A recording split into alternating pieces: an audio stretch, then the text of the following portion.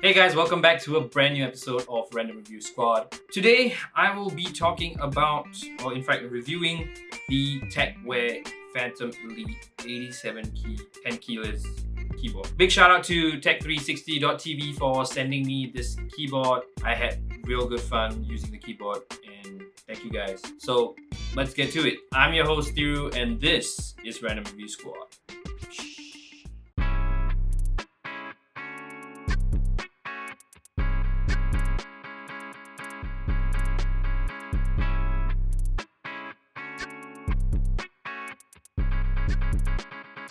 Okay, so before we go on to my proper thoughts, let's just take a look at my first impressions with the unboxing. So this is the Tecware Phantom Elite 87 keys from Tecware. Been collabing with Tech360 and they sent this down, so let's open it up. You see that the switches are not the regular Gatorons and all that.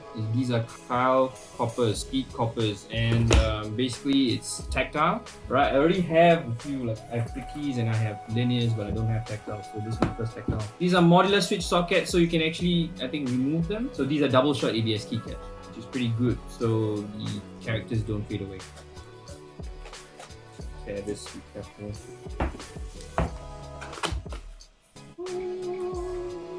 Okay, so it comes in a nice box with a plastic cover. So this is pretty thick cable. Okay, and then you have some spare switches. Okay, let me just check out the wire. Okay, so there's like a cap for it. Standard USB 2.0. Okay. Oh yeah, it's not detachable. So it's a pretty cool corded, braided cable. Okay, it's got this Velcro strap. It is heavy. It's close to a kg. Yeah. So this is solid black. Feels pretty premium. Yeah, it does. So he had to just check that out. It is pretty premium.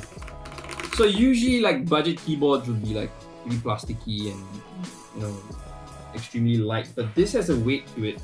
Okay, it's pretty heavy. It's 0.95 kg. But yeah, and the keycaps look especially good. Okay, it's not like the cheap plastic ones. So these are tactile switches. Alright, so now it's plugged in and it's got all the lights coming up. So it's got rainbow lighting, I think you can see in this angle. Okay, rainbow lighting, you can change the color profiles and all that. Okay, it says Phantom here. Okay, so the lights are pretty solid. Okay, there's a color flow going through the keys. Yeah, standard ABS keycaps, they feel good. Open up the tactile switch and like kind of feel it. Oh, yeah, okay, so I kind of feel the tactile. Yeah, it's pretty light. It's not as heavy as other keys. So this requires 50 grams. This is 50 grams of force. So of course, this is a 87 key keyboard. You don't have your num locks and your num pad, I guess. All right, and then you got your sound, your volume control, your apps, calculator. You can bring these up. Yeah, so that brings up the calculator. That brings up music, internet. Google Chrome in fact, and then this is okay, so that's my computer, and all these do what they're supposed to do in terms of functions. And then I think you have some keys that you can actually kind of program on your own, so M1, M2, M3 and all that. Print screen, up to pause. And I don't really have experience with a smaller keyboard like this. Okay, usually I have a full keyboard with numpad as well. I actually have a 99 key keyboard. So this one is pretty dope. It's smaller, it's more compact. You actually have space between the arrow keys, so you won't really miss the keys. Yeah. I had a problem. Yeah, my keyboard, you will miss the arrow keys if you're not used to it. It's double shot. There's a piece of plastic inside and there's a separate plastic on top. Okay, so the piece of plastic inside is transparent for the character. Okay, and then the external one is a black piece of plastic. That's what double shot is. This is the LED here, and then this is the key switch. I'm gonna try and plug it out because if it's modular, I should be able to plug it out. Yeah, so it's hot swappable. So basically, this is what they call it modular. We call it hot swappable. Alright, so you can plug out the key switch, and then you can swap it with other key switches if you need to or if you want to. I don't know how I'm gonna pick this up. Yeah, there you go. So you got a keycap puller. Okay. Okay, and then of course you have two flaps, and these are pretty solid flaps. You can hear that, right? It's not like it's flimsy or anything, it's like proper lock on here. And then you can kind of route the wire wherever you want it to go. Okay, that's pretty standard in certain keyboards. Okay, so if you stand, if you're someone who likes it elevated, then you can use the stand. But there's no like 2-level kind of thing. It's just 1-level stand. Certain keyboards have 2-level stands. You can change the colors that you want, or the weight it turns on, the patterns. Okay, you can turn it off, and then you can kind of turn it on, change the pattern. Okay, now that you've seen my first impressions, right? Let's start off by talking about the build quality.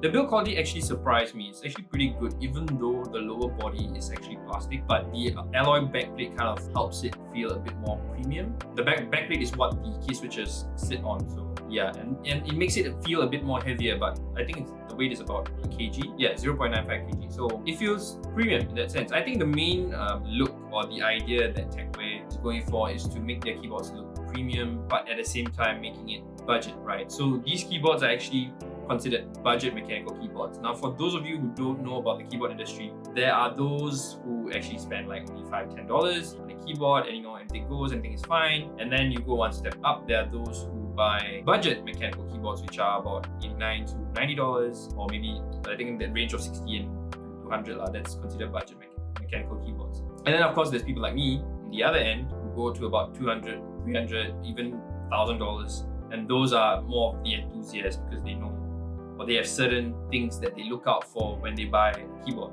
Now, let's talk about the keycaps and the key switches. The keycaps are actually ABS keycaps. So ABS is actually one tier lower. It's like the second place material that you would use. Keyboards, usually it's PBT or ABS. And then in PBT and ABS itself, there's the way they make those keycaps, right? Which is called double shot or laser etched. Okay, this has to do with the characters on the keycap. So these are actually double shot ABS keycaps, which means there's actually one layer for the keycap above, and then the second layer below is actually the character that's molded into the first layer, so the characters don't disappear. So this is a better quality ABS keycap, and it's textured, so it doesn't feel like it's ABS. Normally, ABS keycaps, they kind of grind down or they erode over time from all the typing, and then they become shiny. And if you have laser etched keycaps, they disappear, like the characters disappear, and you just have blank keycaps like on your keyboard. And that's what happens to many of the $5 or $10 keyboards, or even like those lower cost keyboards. So yeah, these keycaps actually feel premium. They feel a bit like PBT with the textured feeling, and that's pretty good. It feels good typing on the keyboard, and I had a lot of fun typing on it. Now let's talk about the key switches, right? Key switches is a bit more enthusiastic because people who don't really care about the key switches, they just kind of like, usually those people who buy keyboards look at 3 things, okay, for key switches. Whether it's clicky, whether it's tactile, and whether it's linear. Okay, so linears are when the keycaps go straight down, there's no sound, there's no click, there's nothing. Clickies are those when, those of you who have loud keyboards at home, the chuck, chuck, chuck, chuck, chuck sound, like that's actually kind of like a clicky keyboard. And then there's tactile, which is just a bump. When you press it, not much sound, not a click, it's just a bump that you press past, which feels like you're pressing a button. So you have these 3 types. Or well learned in the arts of the key switches, you would know there's the weight, there's the actuation force, there's the travel distance of the key switches itself. So the weight, right, is how much weight you require to press down the key switch. So these key switches on the Tecware Phantom Elite 87 keys were actually Carl speed coppers. Okay, I got Carl speed coppers.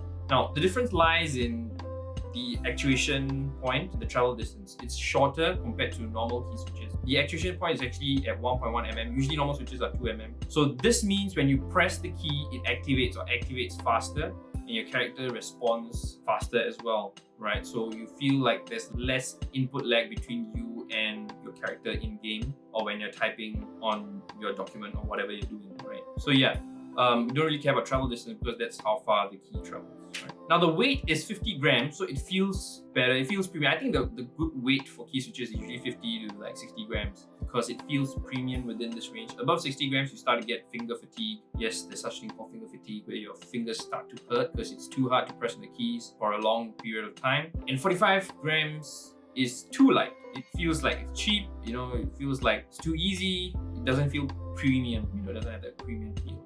It's not sturdier. So that's why usually I go for like 50 to 60 grams. So yeah, key switches, I think the Carl speed coppers were good.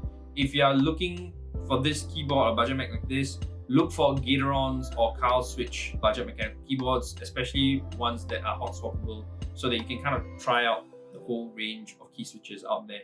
If you buy a keyboard with Temu key switches, and they say it's hot swappable. Hot swappable meaning you can plug out the key switch and then put in a new one. Then you're gonna have issues with the swapping because you can only swap in Otemu key switches for that particular socket. For Kyle sockets, you can use all of Gateron, you can use all of Kyle, you can use Cherries if I'm not wrong, and whatever other key switches are out there. If you're an enthusiast, you will know about this. So let's talk about features now. Features itself, I think it's pretty minimal. They didn't overdo it. They didn't have some fancy knob or whatever.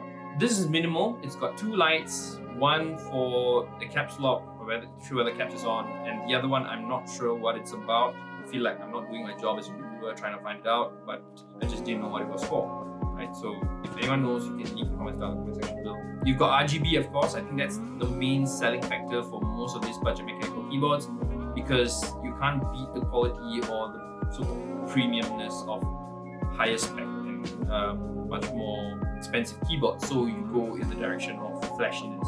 So you have RGB, you can change the RGB, you can turn it off if you want to, but don't find the point of turning it off because black budget mechs always look good with RGB on. It's got flippable feet, so it's got 2 feet on the back side. You can flip it up for one level of height, okay, so you can lift it up a bit. And you know, for those who like a raised keyboard, you like an elevated level setting, and then you can have it up. It's also got a keycap puller and key switch puller. Okay, the keycap puller is behind on the keyboard. It's actually attached to it. I think the keycap puller the key switch puller in fact comes in the box, and it's got some spare key switches as well, so don't lose them, don't throw away the box. The one thing I don't like about this keyboard is the fact that the cable is not detachable, it's an attached cable. Many mechanical keyboards out there actually have a detached cable now, so they can plug it, you can change the cable if it's spoiled, you know, if it's like one point of failure. So you can actually change it out. You can change it to much fancier coiled cables that people use that fits in with their setup, even though they're expensive. It's one place you can splurge, I guess.